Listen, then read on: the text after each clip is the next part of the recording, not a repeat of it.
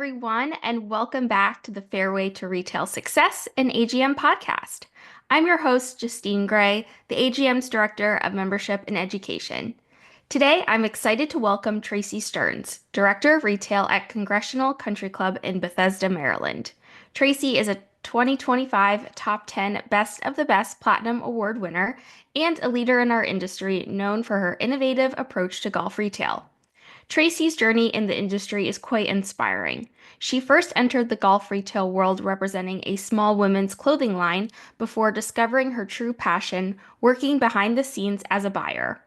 Her career has taken her through key merchandising roles, including working at Cedar Hill Golf Club in New Jersey, Ballin Isles Country Club in Florida, as well as Ocean Reef Club in Key Largo, Florida, before she stepped into her current role at Congressional in 2016.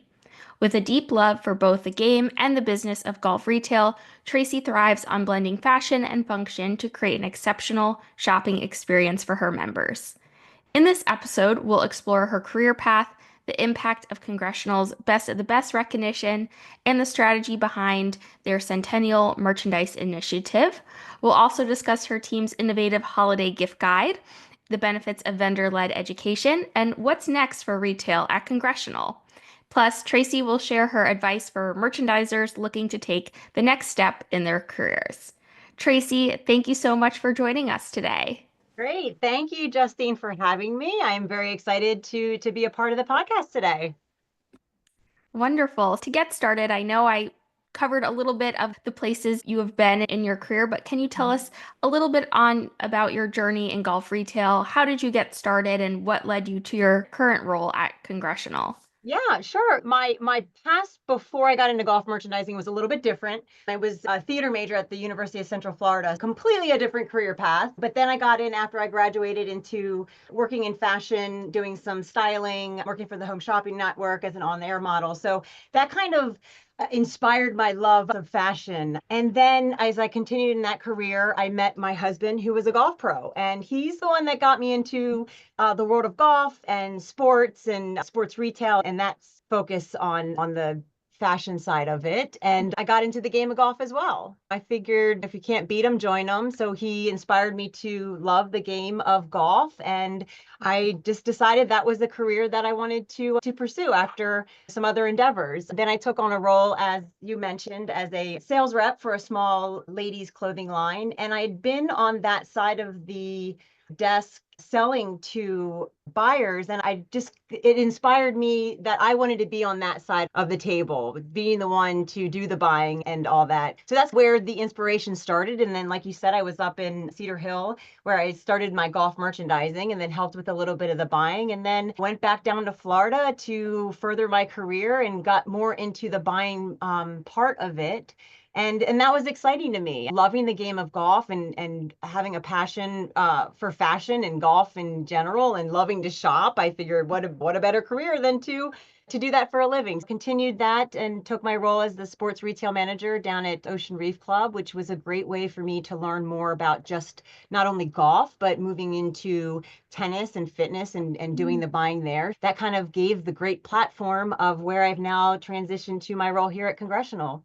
And that is as the director of retail and overseeing all golf, tennis, and fitness. And it's a great job. I don't know why anybody would not want to do it. And when you get paid to shop, it's a wonderful thing. And especially when you have a passion for the game of golf and providing the most exceptional retail for our members and guests is really what I love to do.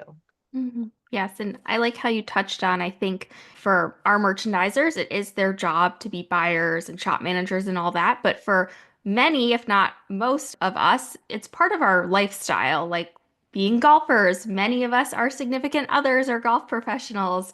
So it's really a whole lifestyle. It's not just a job that you're doing in your working hours. It's part of your life and love for the game of golf, which is awesome. Yeah, very true. So you mentioned golf and fitness and tennis. How many retail outlets are at the property at Congressional? So we have basically three main retail locations. Obviously our golf shop is the bigger of all, over 2,000 square feet. We're doing several $1 million a year. So that's the heart, the horse of the club. And then we have our tennis facility, we have paddle, tennis, pickleball. So we're doing not only a little bit of fitness, but we're doing all those other sports as well. And we are an all-white club when it comes to tennis, which is fun. But our paddle and our pickle, obviously, we can do color. We have that location. And then we have a fitness studio or fitness center where we do retail there. And then over the summer, we have an area down at our pool area where it's a kiosk, we call it. There we provide from basically through the summer pool necessities, whether it's swim diapers or goggles or some of the swim and dive merchandise. We keep that open from Memorial Day until Labor Day. So that's our fourth, if you want to call it, little retail area here at the club. Amazing. Thank you. Always good to get a lay of the land in these Yeah. conversations of what the retail looks like.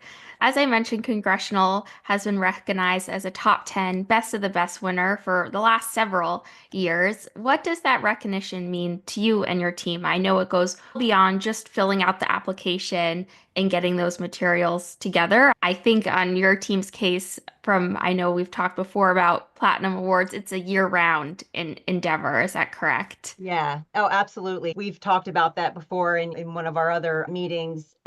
It really is about preparing through the entire year.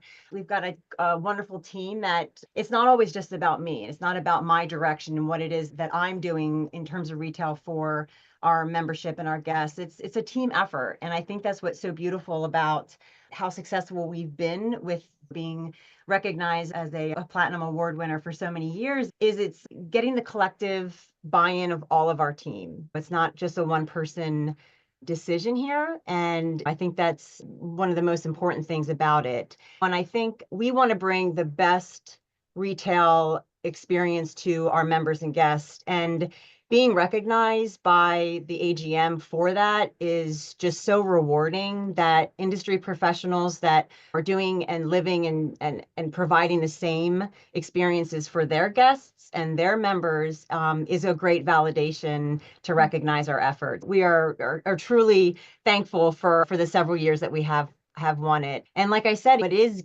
starting from the very beginning. As soon as we end that submission, we're working on the next one. I'm keeping a note section with ideas that are going to be coming up for the next year. And I think that's being prepared and getting ahead of that submission so you're not scrounging at the weeks before just to try to get it in, and really just keeping all those things documented throughout the year to help you be successful in being recognized as a premier.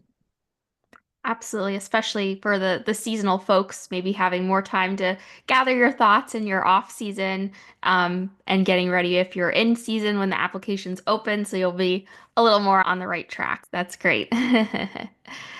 So I know Congressional had a very exciting centennial. Can you tell us a little bit about that merchandise initiative and how you used your commemorative logo in your various partnerships? Yeah, I think that it's been an exciting year for us. To turn 100 is pretty substantial. The club is built on a lot of history, and it's such a privilege to be able to celebrate that. Obviously, it started with the commemorative logo and the conception of that, and the team behind building that was really cool and an honor to be a part of.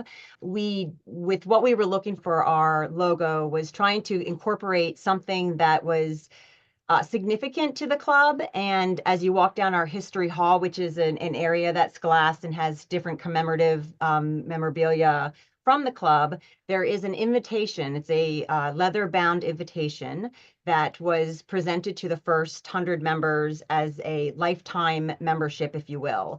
And on that membership, or on that invitation, on each corner is a three C's, a different variation of our original three C's. So we pulled that out of it, incorporated the club cross clubs because that's the tradition of Congressional and the golf and its stature there, and then added the 1924 on the bottom. So that kind of became our logo. And it simultaneously with the launch of that logo was around the holiday time before the year of 2024, when was our actual birthday in May is when the club had started, that we wanted to create really interesting opportunities for members to buy this logo that just launched. And thankfully, it was around the holiday time. So one of our most successful launches was we collaborated with the Summit Golf Brands and we created a microsite, which was great, being that it was off season. So a lot of our members that travel were able to have an opportunity to buy this select merchandise with the Centennial logo that we launched, and it was wildly successful. We sold over 334 pieces with over $47,000 in revenue. And it was a great way for members to get things that we didn't have offered in the shop and to have delivered to the convenience of their home. That was the start of our collection. And then we moved on from there. The big launch of our Centennial was Memorial Day weekend. And we wanted to make sure we had items that were there for the launch of the Centennial celebration for members to buy, and created our whole little Centennial Corner collection. We went down to our history hall and pulled out different artifacts and memorabilia from past years and we created a different, like a poster with pulling out tickets from some of the old US Opens and some of the iconic pictures that you've probably have seen online, created a beautiful poster for that. And then we also did what I thought was really neat was our Centennial collection. It is a private label collection. We partnered with Full Turn and created a label there that included the club logo and a beautiful hang tag of that invitation that I was explaining, that leather bound invitation, to make that tag look like it was the invitation that we got the inspiration for the logo. Put that on the front, and then a story about Congressional with actually an actual photo of the invitation in there with the storied of Congressional's history on the inside. So it was wildly successful and cool little throwback to celebrate our centennial year. That's incredible. And I love the hang tags and just really elevating it. That really makes it feel special and one of a kind and limited edition, which certainly encourages that fear of missing out for members Right. to purchase it while you have it, because with an anniversary, it's going to be limited time. So that's amazing. And did you also do a collection or a project with G4 as a part of that centennial celebration as well? Yes, we did. We did a custom G4 MG4 Plus golf shoe where we had the logo that was depicted on the back with a wonderful footbed with the logo all over it. And we wanted to really make it a unique experience in that it was only 100 of them made. Wow.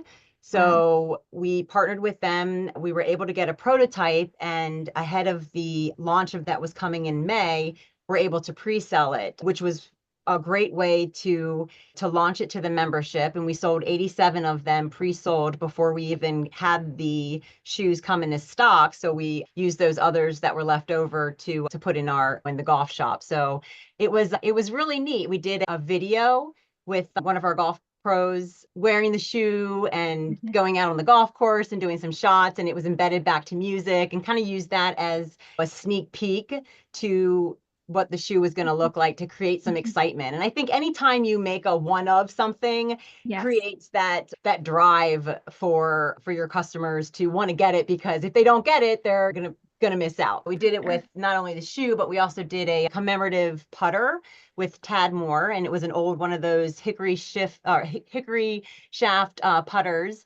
And on each head of the putter, it said it was one of 100. So with the Wow. Centennial logo. So it was a real cool, like, throwback to the old traditional golf, as well as making it that collective item that only 100 people are going to get. Yeah, that was, I think, when you create something that has that exclusivity and that press to buy it before it's gone, is a great way to push your sales and sell the merchandise.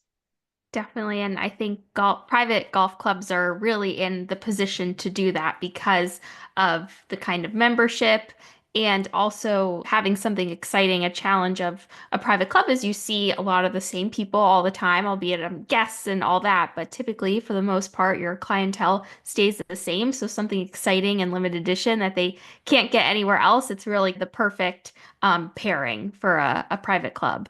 Yeah. That's really an amazing opportunity with the Centennial, and I'm sure it was received so well by your members who were probably so excited to shop all those opportunities that you had going on. Yeah, it was. And what's beautiful about it is the Centennial, it hasn't stopped. We're continuing to sell that logo to our members. And as I mentioned, it's a play off our original logo with it being the 1924, and that has gained so much more momentum as our member logo that there might be talks of it segueing into a specific member logo. So we're still developing that initiative.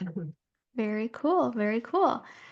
So I know you and your team put together a beautiful holiday gift guide annually for your members. Can you tell us a little bit about that program? And I know you also embed some videos in that, so I'd love to hear about that advancement and making it a little bit more interactive and fun. Yeah, we always look forward to the holiday time and creating this holiday gift guide. I think so many of us, just as regular consumers, are always getting those emails with other industry icons that are doing gift guides. And so we really go out there and seek out that to try to lean on other companies to create interesting things with our holiday gift guide. And what we did was we featured our both our golf, tennis, and fitness in this, and had different items from each shop featured in the gift guide, modeled by our teams that worked in those departments. If we had something from tennis, one of our tennis professionals was wearing it. And we went with our photographer out onto location and did all kinds of different model video or model pictures with them, and also wanted to create a cool interactive experience with this holiday gift guide. So we did some videos. A couple of them were like action shots. So we had our director of athletics, Jason, on the golf tee in an outfit. And we had a video of him swinging the club. And then as soon as it hit the golf ball, he was in a different outfit. So it was like you watch all those Instagram videos and whatnot of people wearing a certain outfit and then they jump and then they're in something else. And so we were using that as an inspiration, following all the social media things out there to try to do something different for us. And we did a little video shoot modeling in different outfits, much like you see on the Instagram feeds that a lot of influencers out there are giving. And then we embed that we use a program called Issue. It's a digital platform that is a subscription, and it gives our marketing team the ability to embed photos as well as these videos. It's a lot of fun. And then we send that out to the membership, and it's really interesting to see when you send it out, the response to the membership, and just how they'll send emails and say, oh, I know I saw the video of Jason and I love that shirt. And we're putting one aside for them to come in to pick up. So it really is a great platform to actually sell as well. The phone calls that we were fielding in the golf shop with people interested in certain things that we had photoed was really eye-awakening that this is something that is going to be really successful. Amazing. I love a holiday gift guide, and I think golf shops are really a great setting for that. Do you only distribute it digitally, or do you do a hard copy as well on property? We have in the past did it digitally as well as a hard copy, but we have just gotten now into doing all digital. Mhm. Yeah, that's the way that the club has moved on in general, Sure. not wasting the paper, and I think it reaches more hands when it's Absolutely. digital. Absolutely. Amazing. I love that initiative. So I know you do some vendor-led education at your shop, which I think is really cool and a great opportunity for the staff to learn. I know you did a retail development seminar with Summit Golf Brands. Can you tell us a little bit about that and how it's enhanced your team's product knowledge and the sales performance as well for everyone? Yeah, we did. We worked with Summit Golf Brands and our local rep. and coordinated with him a time when he was able to come down to the club. And we spent an evening, a couple hours from 5 to 7 in a designated area that he brought samples and products and really opened that up to all of our golf professionals and our retail assistants to have an opportunity to learn more about the brand.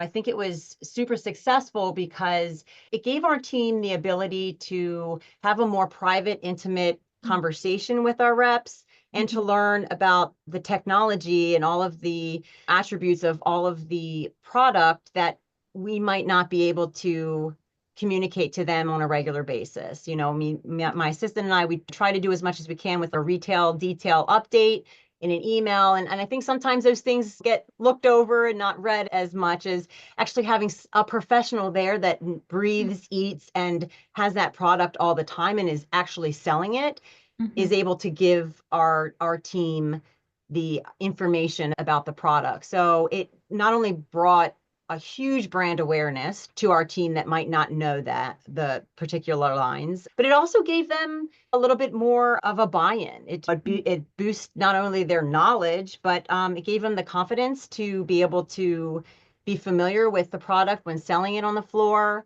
And we saw a huge boost in sales just because our team had that connection with that brand, and they were probably moving our purchases from our members and guests into that brand maybe a little bit more strong than other brands because of that knowledge and that comfortability that they had personally with having been in that those little seminars that we did. Yeah, it was great. It was a lot of fun.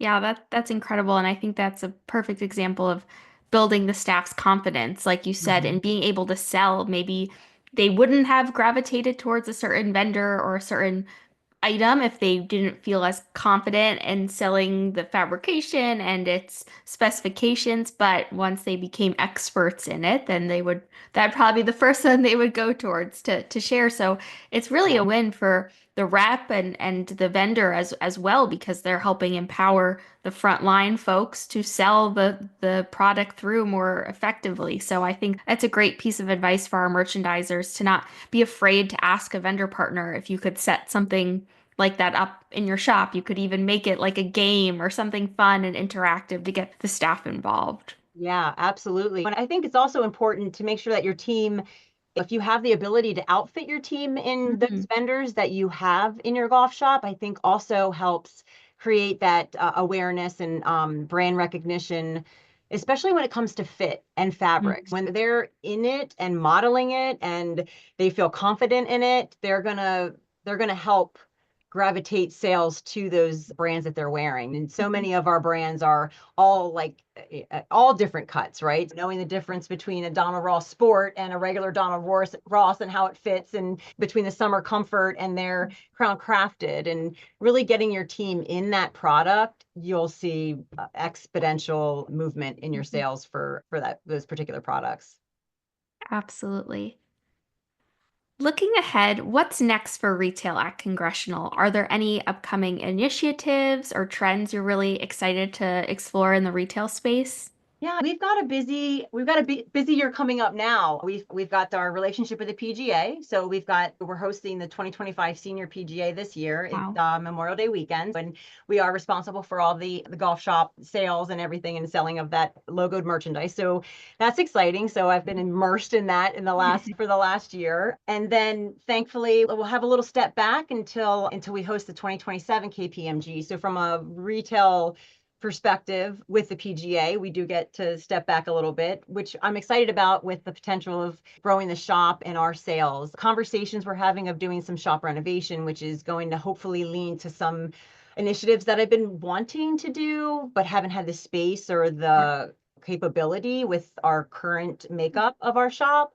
Would love to bring in more of those retail brands that we see out, the Faraday brands, maybe the Blazers, and more things like that.